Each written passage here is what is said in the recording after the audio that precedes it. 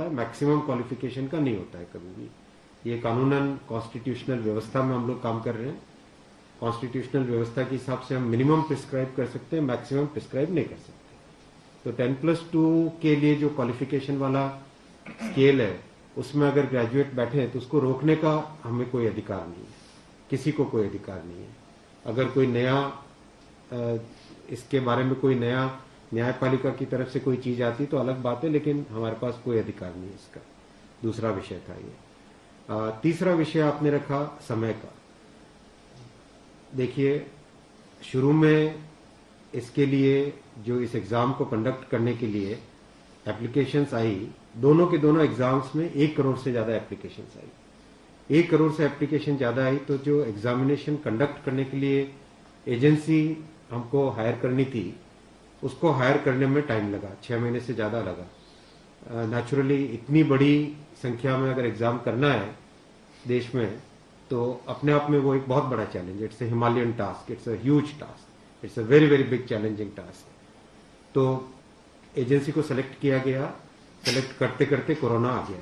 Corona के phase में देरी हुई, लेकिन फिर भी डिस्पाइट कोरोना तुरंत दिसंबर 2020 में एग्जाम की प्रोसेस चालू हुई। एग्जाम की प्रोसेस चालू हुई और despite second wave of corona फिर भी एग्जाम किया गया with all the precautions, all the safety things करके इसको लाए। जो दूसरा वाला ग्रुप बी का एग्जाम है उसमें कैट में चले गए थे बच्चे, क्योंकि करीब 5 लाख के आसपास एप्लीकेशंस ऐसी थी जिसमें फोटोग्राफ प्रॉपरली मैच नहीं हो रहा था। तो नेचुरली अगर एप्लीकेशन में फोटोग्राफ मैच नहीं हो तो उसको आप एग्जाम में कैसे लोगे, तो वो विषय आया था। तो उस विषय के कारण लोग कैट में गए थे। एडमिनिस्ट्रेटिव ट्रिब्यूनल ने जैसे ही उसका समाधान किया, फैसला किया, उसके फैसले के तुरंत बाद में हम लोगों ने एग्जाम के प्रोसेस को आगे किया। कोई उसमें देरी नहीं की। और हमारा देखिए, हमारी सरकार, प्रधानमंत्री श्री नरेंद्र मोदी जी का इंटेंट हमेशा है कि मैक्सिमाइज करना है रोजगार को। इसीलिए आप देखिए इतनी बड़ी संख्या में, यानी रेलवे में 1,40,000 टोटल, 1,05,000 ग्रुप डी की कैटेगरी में, लेवल 1 की कैटेगरी में, और लेवल 2 से लेवल 6 की कैटेगरी में 35,000 कैंडिडेट्स वैकेंसीज। 1,40,000 की वैकेंसीज लाना कोई छोटी बात नहीं है, बहुत बड़ी बात है। फिर आपका चौथा पॉइंट आप देखिए, ज्यादा से ज्यादा कैंडिडेट्स को फर्स्ट स्टेज से सेकंड स्टेज में जाने का मौका मिले, इसके लिए 2015 तक हमेशा प्रिलिमिनरी एग्जाम जो होता था, फर्स्ट स्टेज होता था, उससे 10 गुना लिए जाते थे, केवल 10 गुना लिए जाते थे। 2015 के बाद में पहले ही संख्या बढ़ा के 15 गुना कर दी गई, जिससे कि ज्यादा से ज्यादा कैंडिडेट्स को मेन एग्जाम के लिए जाने का मौका मिले। और 2019 में इस संख्या को 20 गुना किया गया, ताकि ज्यादा से ज्यादा लोगों को अवसर मिले, ज्यादा से ज्यादा लोग, क्योंकि फर्स्ट स्टेज जो प्रिलिमिनरी एग्जाम इतना बड़ा नंबर है कि उस नंबर में हो सकता है कुछ बाय चांस उस दिन तबीयत ठीक नहीं हो, कोई दूसरा कारण हो, समय पे पहुंच नहीं पाए, कोई भी कारण से मिस कर गया, तो मैक्सिमम लोगों को हमें चांस देने का इंटेंट है। इसी इंटेंट के कारण 20 गुना किया गया। जो 10 गुना था 2015 से पहले, उसको 20 गुना किया गया 2019 में। तो ये प्रो स्टूडेंट्स, प्रो कैंडिडेट्स वाली अप्रोच है हमारी, और हमारी इंटेंट एकदम नेक नियति से काम कर रहे हैं, सच्चाई से काम कर रहे हैं। देखिए, कोई भी कहीं भी एक भी जगह से कहीं कोई पेपर लीक होने की बात नहीं है, कहीं पे कोई एग्जाम के मैनिपुलेशन की बात नहीं है। जो आज सिर्फ मुद्दा है, मुद्दा सिर्फ इतना है कि शॉर्टलिस्ट कैंडिडेट्स कितने किए जाए, यही मुद्दा है। इस मुद्दे को सॉल्व करेंगे, इसको भी हम बहुत सेंसिटिवली सॉल्व करेंगे। हमारे लिए छात्र हमारे साथी हैं, हमारे भाई हैं, हमारी बहनें जो एग्जाम दे रहे हैं, तो हमारे लिए बहुत इंपॉर्टेंट है, हम इसको बहुत सेंसिटिवली। सर, एक तस्वीर और दिखाई पड़ी, बच्चों पर लाठीचार्ज। कल रात तो आपने देखा, अगर तस्वीरें दिखाई हो हॉस्टल में। मैं आपको इतना बताना चाहूंगा कि जो लोग किसी भी अपनी खुद की संपत्ति को अगर जलाते हैं, खुद की संपत्ति पे अगर अटैक करते हैं, उसको डिस्ट्रॉय करने की कोशिश करते हैं, तो उसमें जो प्रक्रिया पुलिस की होती है वो होनी, अगर हुई है, मेरी बात आप इसमें स्पष्ट रखिए कि मैं छात्रों को कह रहा हूं कि आपकी संपत्ति है, आप अपनी संपत्ति को जलाने के लिए क्यों बाहर निकले। और हम आपकी बात को शुरू से सुन रहे हैं। जिस दिन आपने पहले पॉइंट रखा, उसी दिन हमने तुरंत इसका जैसे ही दूसरे दिन ही मेरे नज़र में आ गई थी बात ये, और दूसरे दिन मैंने तुरंत सारा ये टेबल मंगवाया कि आप मुझे एग्जैक्ट बताओ हर एक लेवल पे क्या वैकेंसी है, और हर एक लेवल पे एग्जैक्ट, जैसे लेवल 2 पे 5663, उसकी जगह 1,13,000, कितने गुने? 20 गुने। लेवल 3 पे 4,940, उसके अगेंस्ट कितने शॉर्टलिस्टेड? 98,833, 20 गुने। तो जो नोटिस के अंदर प्रक्रिया एग्जैक्टली उसके हिसाब से किया, हर एक पे level 2, level 3, level 4, level 5, level 6, हर एक पे एग्जैक्टली 20 टाइम्स किया गया। इश्यू वो नहीं, इश्यू डुप्लीकेट नहीं, इश्यू यूनिक वाली बात आ गई। अब वो मुद्दा उनका है, क्योंकि इसलिए मुद्दा आ रहा है कि जिन लोगों ने तैयारी कर ली है उनको लगता है कि हमें एक बार और चांस मिल जाए, इसीलिए हम इसको बहुत सेंसिटिवली हैंडल कर रहे हैं। आपने जैसे कहा कि 1.4 लाख वैकेंसी के लिए वर्ल्ड लार्जेस्ट कहा गया था। As of now how many recruitment is happened, by when all this things will be done, because it was announced. यही तो रिक्रूटमेंट चल रहा है। देखो इतना मैसिव, मैं आपको पूछूं कि वर्ल्ड का सबसे बड़ा एग्जाम कौन सा है? वर्ल्ड का अगर या इंडिया का भी अगर बड़े एग्जाम्स देखें तो बड़े एग्जाम्स में जेई बहुत बड़ा एग्जाम होता है, सिविल सर्विसेज बहुत बड़ा एग्जाम होता है, स्टाफ सिलेक्शन कमीशन का बहुत बड़ा एग्जाम। इन सब एग्जाम्स में एप्लीकेशंस की संख्या होती है 5 से 7 लाख, 8 लाख, 10 लाख। यहाँ 1 करोड़ एप्लीकेशंस है। आप ये तो देखिए ना कि कठिन कितना है। 1 करोड़ एप्लीकेशन, 1.25 करोड़ एप्लीकेशन, 1 करोड़ 25 लाख, 1 करोड़ 35 लाख, उसमें समय लगता है। But this is something government was aware in a country where there is so much of unemployment, and there will be vacancy like this. तो इसीलिए तो टाइम तो इतना लगेगा ही। अगर आपको इस एग्जाम को ढंग से करना है, इतना टाइम लगेगा, चाहे कोई करे। सर कल कमेटी की बात हो गई थी, और उसके बाद भी आज देखा कि गया से आर्चरी की तस्वीरें आ रही हैं। क्या ये कन्वे नहीं हो पा रहा है? कहाँ पर ये लैक ऑफ कम्युनिकेशन आपको लग रहा है, या मैटर पॉलिटिसाइज हो चुका है?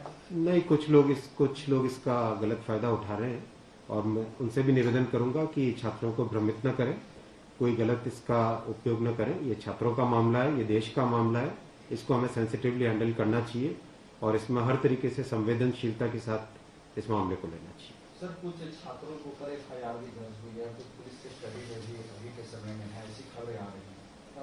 आप खबरों की जांच करिए। देखो, जो पुलिस की प्रक्रिया है वो अलग चीज है। मैं अभी मुद्दा है जो उस मुद्दे को कैसे सॉल्व करें उस पर सोचना चाहिए, हमें फॉरवर्ड लुकिंग होना पड़ेगा।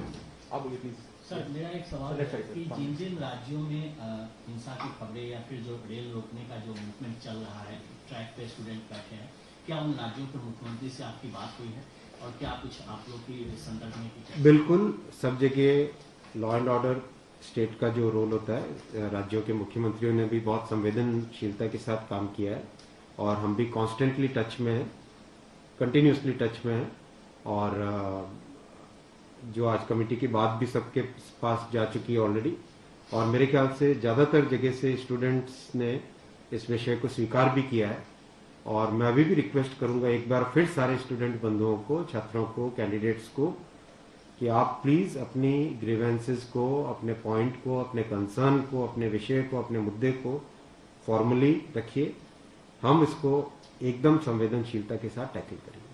सर, उनका कमेटी बन गया है, तो जिन लोगों ने, जैसे कल का नोटिस आया था, they will be debarred from future exam, will that also be considered, because they did not know that this is going to happen? नहीं, देखो, कमेटी एक बहुत ही सीनियर ऑफिसर्स की है, और ये कमेटी हर चीज को, जितने भी मुद्दे इसमें आएंगे, और हर एक मुद्दे को जल्दी से जल्दी, इसमें कमेटी का टाइम लिमिट भी दिया। कितना टाइम दिया हमने? टाइम लिमिट टोटल 4 मार्च तक का टाइम। जो कमेटी की रिपोर्ट आने का क्या, 4 मार्च, मतलब जल्दी से जल्दी। हमारा एम है कि इस मुद्दे को बिल्कुल भी डिले न करके जल्दी से जल्दी सॉल्व करें। 16/2 तक सारे के सारे कैंडिडेट्स अपने कंसर्न सबमिट कर सकते हैं। 3 वीक्स टाइम दिया, I think that's a reasonable time, इससे ज़्यादा टाइम देने की ज़रूरत नहीं है। और कमिटी अपना सारे कंसर्न्स को एग्जामिन करके रिकमेंडेशंस देने का टाइम 4 मार्च दिया गया। तो कोशिश करेंगे उससे पहले अगर हो जाए, 4 मार्च से भी पहले अगर हो जाए। डिपेंड करेगा कि कितने रिप्रेजेंटेशंस आते हैं, और मोटे मोटे मुद्दे तो अभी आ चुके हैं पब्लिक में सबके, इसलिए मुझे नहीं लगता है कि इसमें बहुत ज़्यादा टाइम लगेगा। एक और आप कह रहे हैं कि जो मुद्दे हैं वो आपकी नॉलेज में आ गया है, मोटा मोटी भी सही आ गया है। दूसरी ओर ये कि जो आपके पैरामीटर्स था उस पर सब कुछ सही तरीके से लिया गया है, उसी तरह से शॉर्ट लिस्ट किया गया है।